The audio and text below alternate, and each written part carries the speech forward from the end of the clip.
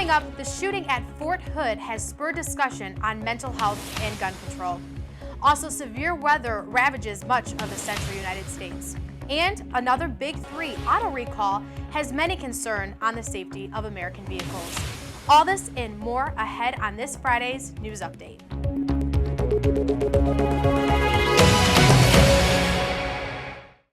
Thanks for tuning in this Friday. I'm Lauren Hilko. We begin with our top story. Nearly 5 years later, mental health and gun control are once again topics of discussion after the recent shooting at Fort Hood in Texas.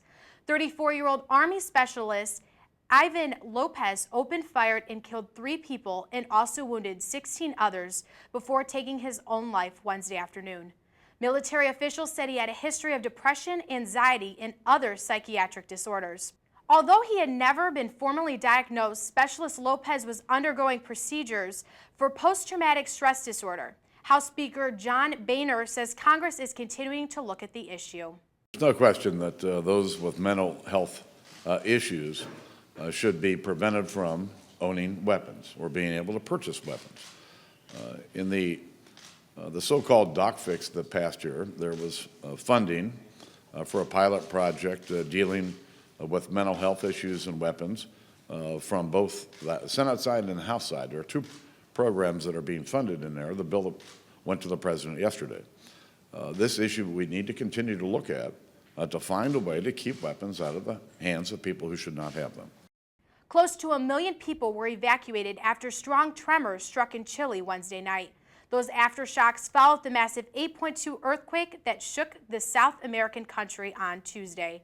6 lives were claimed in the disaster that caused several landslides and even promoted tsunami warnings. Shasta Darling sends this report. We're here on a road to the town of Camerones, a small town in northern Chile that was completely cut off by the massive 8.2 earthquake on Tuesday. And just when workers had opened up the road so they could gain access, we had a large aftershock Wednesday night that sent boulders tumbling into the road again. You can see there's a huge crack split here.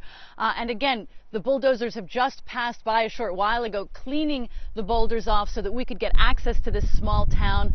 And what we've seen is while people here didn't have to worry about tsunamis, they did have to worry about getting supplies in. They're almost out of water. They do have generators for electricity, but they haven't been visited by a single official. They feel abandoned, to say the least.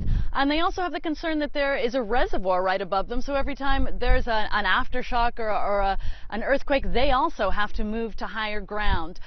It's been a really tense couple of days. We ourselves were in the aftershock on Wednesday night. We were evacuated from our hotel, went with a lot of residents to higher ground. Many people carried backpacks and bedrolls. They actually spent the night outside, on the one hand, so that they could be safe from the possibility of rising waters, but also so that they didn't have to worry about falling buildings or debris. And what we just keep hearing over and over again is they don't know when this is going to end. They were already feeling pretty considerable foreshocks, but before that major earthquake, now there have been more than 100 aftershocks, and experts saying that this might not have even been the big one. They don't know what's ahead, and it's a very tense situation still here in northern Chile. Shasta Darlington, CNN, Camerones, Chile. Severe storms rolled through much of the central United States on Thursday. Take a look at the weather in Warrensburg, Missouri. The National Weather Service has issued a flood warning for several parts of the state as severe storms move through the area. There were also flood damage in Kansas City. Several flooded roads made it difficult to travel in parts of the city. No injuries or death have been reported from the severe weather. Forecasters have predicted that today will be mostly sunny with a high of 52 degrees. An unfortunate trend seems to be coming about as another Big Three automaker issues another recall. CNN reporter Allison Costas is in New York with whether or not your car is affected. This time it's Chrysler giving a warning to its customers. The automaker is recalling about 870,000 SUVs. The problem? Customers have been complaining about brake pedals that feel too firm when pushed. The issue is caused by exposure to water, and dealers will fix it by installing a shield that protects the brake boosters from corrosion. Models affected include certain Jeep Grand Cherokees and Dodge Durangos from the 2011 to 2014 model years. There are about 650,000 customers involved in the United States. Dealers will reach out to them directly, or if owners are concerned, they can call the dealer themselves for further details. Chrysler says it's aware of one related accident, no injuries. That pales in comparison to the recall drama General Motors finds itself in. GM currently has a variety of recalls out on more than 2 million vehicles, most notably those with faulty ignition switches, which have been linked to at least 13 deaths. I'm Allison Cossack in New York. And on a lighter note, Apple Siri has a new competitor on Wednesday. Microsoft introduced a new personal assistant for Windows phones. It's called Cortana, named after the artificial intelligence character in the video game Halo. Cortana replaces the search function on the new Windows phones software. Microsoft unveiled the update at its Build Developers Conference in San Francisco.